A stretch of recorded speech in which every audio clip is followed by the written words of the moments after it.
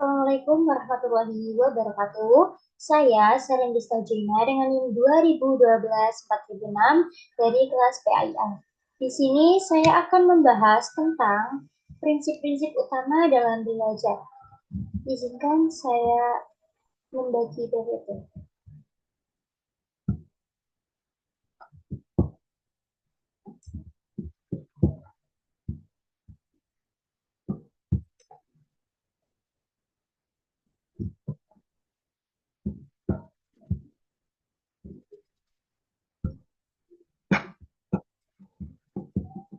Baik, di sini saya akan menjelaskan, membahas tentang prinsip-prinsip utama dalam belajar.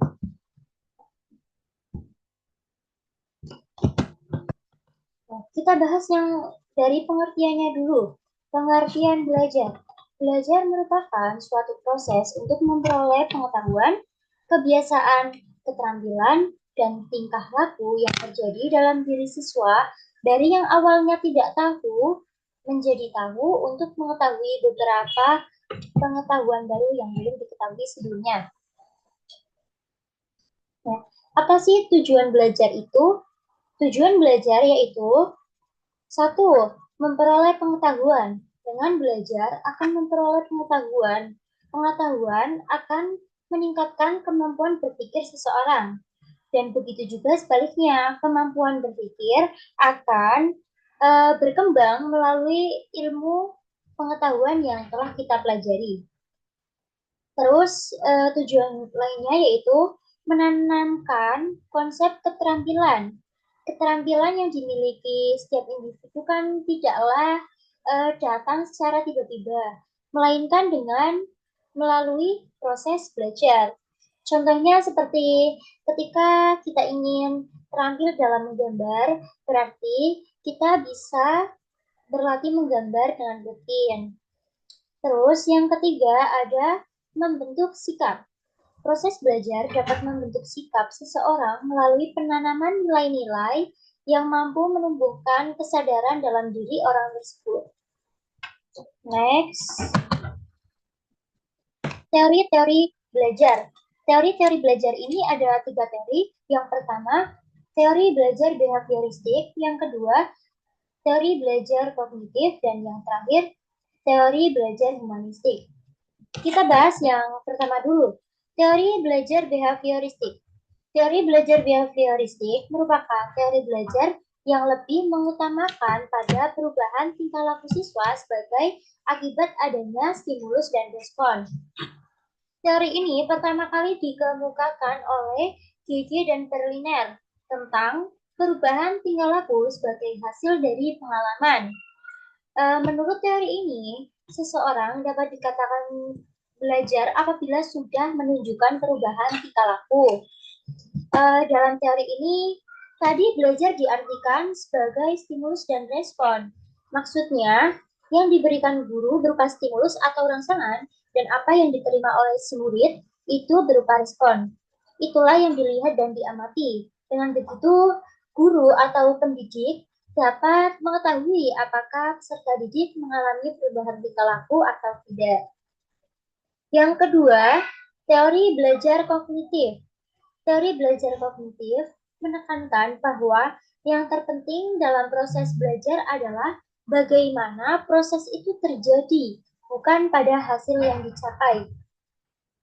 Dalam teori belajar kognitif ini lebih mementingkan proses belajarnya ketimbang hasil belajarnya. Ilmu pengetahuan dibangun dalam diri individu melalui proses interaksi yang berhubungan dengan lingkungan. Jerome Burner mengungkapkan proses belajar dilakukan dengan penemuan sesuai pencarian pengetahuan secara aktif oleh siswa dalam pembelajaran.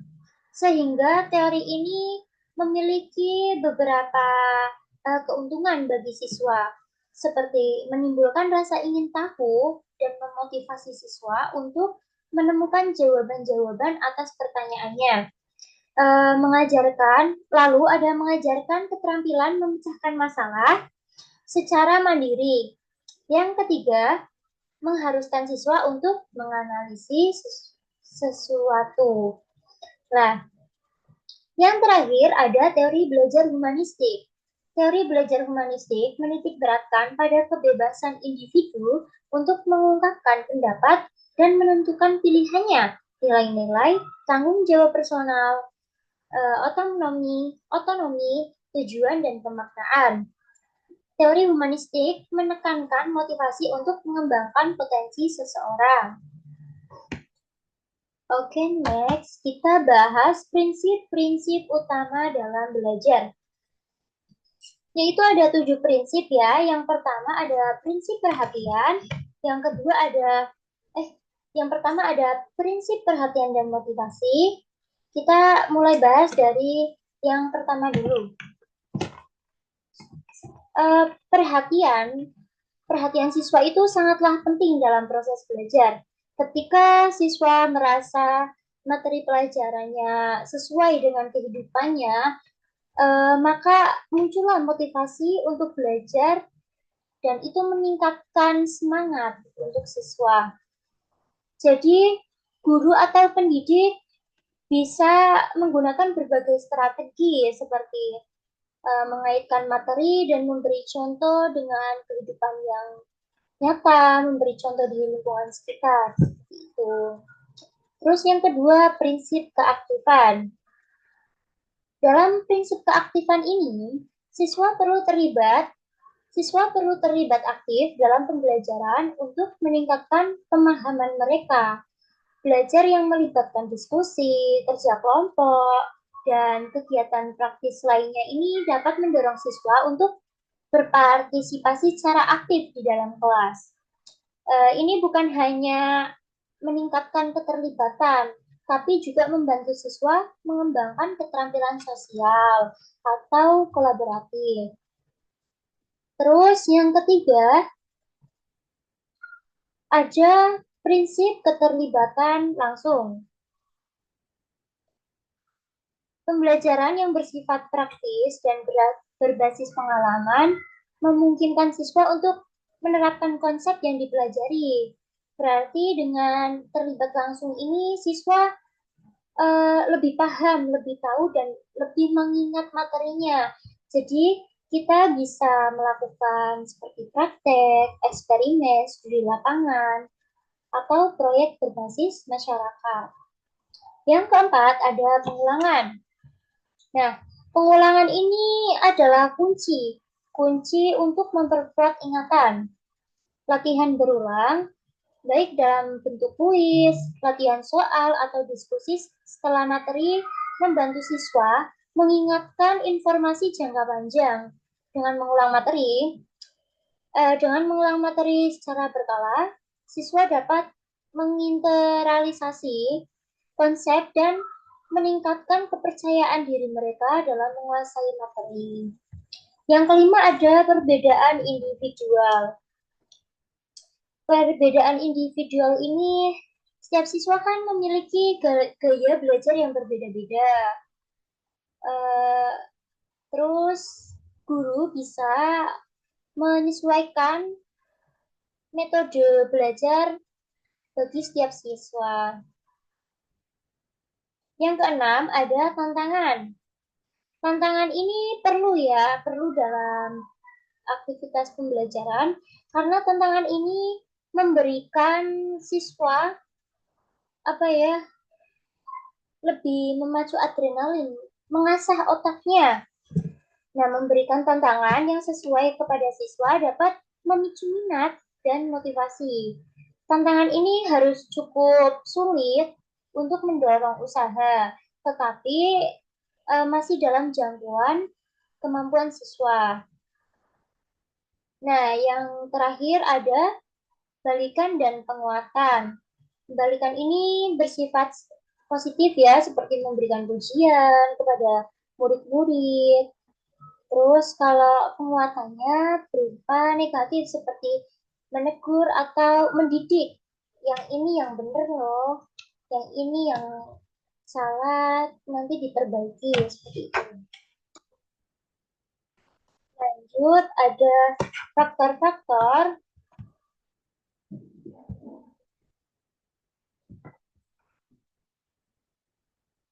faktor-faktor yang mempengaruhi belajar.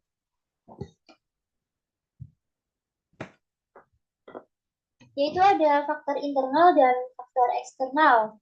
Faktor internal itu dilatar belakangi oleh kecerdasan, minat, motivasi, bakat dari siswa, terus perhatian, kondisi fisik dan kesehatan, lalu ada emosi.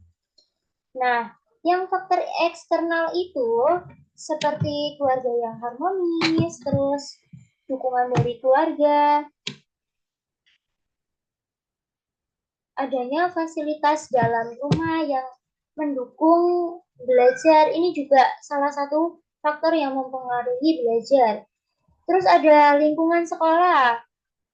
Lingkungan sekolah maksudnya kualitas pelajaran, fasilitas sekolah, hubungan antar siswa, terus suasana belajar yang kondusif itu sangat berpengaruh dalam belajar. Selanjutnya ada lingkungan sosial. Lingkungan sosial ini seperti pergaulan ya, pergaulan dengan teman-teman sebayanya, terus apa lagi ya, pengaruh budaya, dan kondisi sosial ekonomi dapat mempengaruhi motivasi dan sikap belajar. Terus ada media pembelajaran, yaitu penggunaan media pembelajaran yang menarik dan variatif.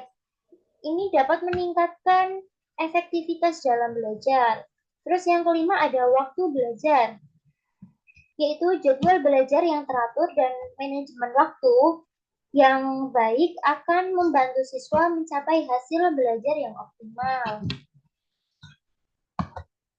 Lanjut,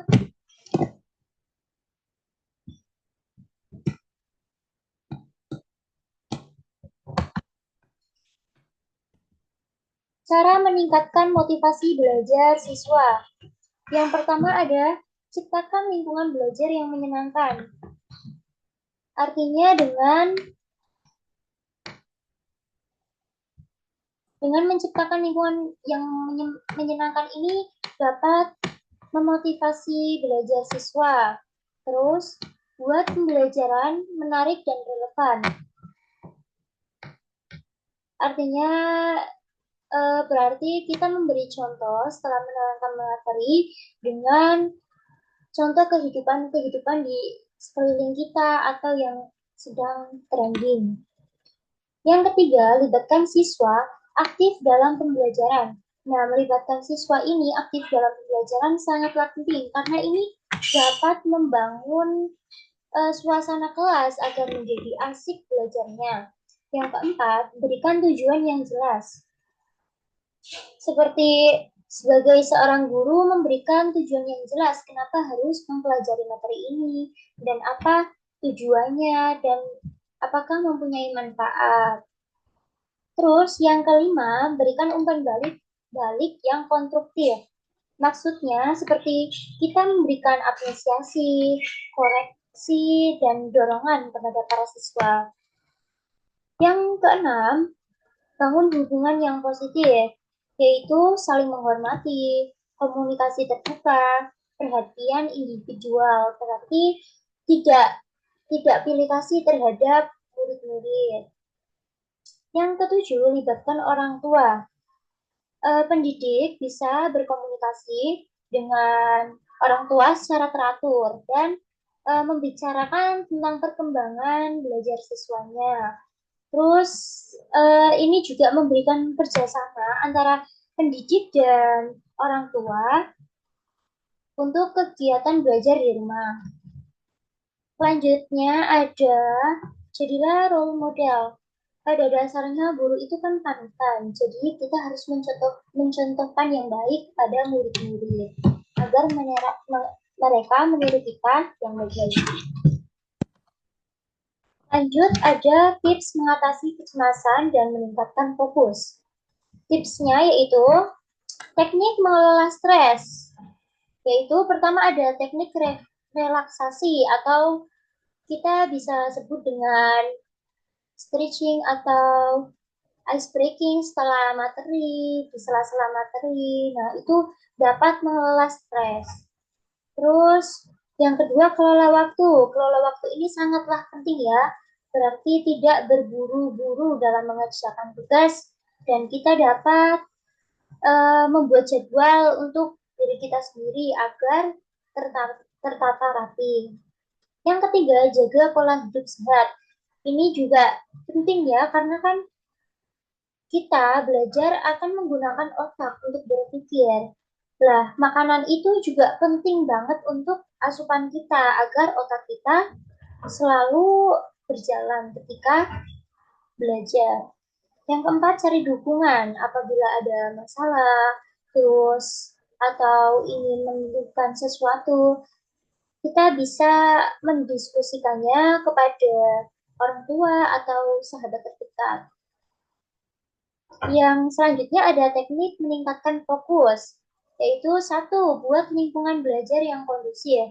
Artinya seperti belajar di tempat-tempat yang sepi, hening, tenang, itu bisa meningkatkan fokus kita. Lalu kita juga bisa menghias meja kita agar hawanya itu senang karena tertata rapi. Terus yang kedua ada teknik Podomoro. Teknik Podomoro ini yaitu belajar selama 25 menit, lalu selanjutnya istirahat 5 menit. Nah, siklus ini tuh dilakukan secara berulang. Nah, ini dapat meningkatkan fokus dan membuat suasana belajar kita itu tidak sepanang. Yang ketiga ada mindfulness seperti membuat mat apa ya, mind mapping dengan menggunakan PPT-PPT yang imut-imut, lucu-lucu itu juga bisa meningkatkan fokus kita. Yang keempat ada teknik belajar aktif, yaitu setelah kita belajar, setelah kita memahami materi, kita bisa menjelaskannya kepada orang lain agar kita lebih mengingat dan lebih paham apa yang sedang kita belajar ini. Seperti itu. Selanjutnya, terima kasih karena sudah selesai. Eh, Mohon maaf apabila ada kesalahan dalam pengucapan kata maupun perbuatan. Saya Serinista Jelina, terima kasih. Wassalamualaikum warahmatullahi wabarakatuh.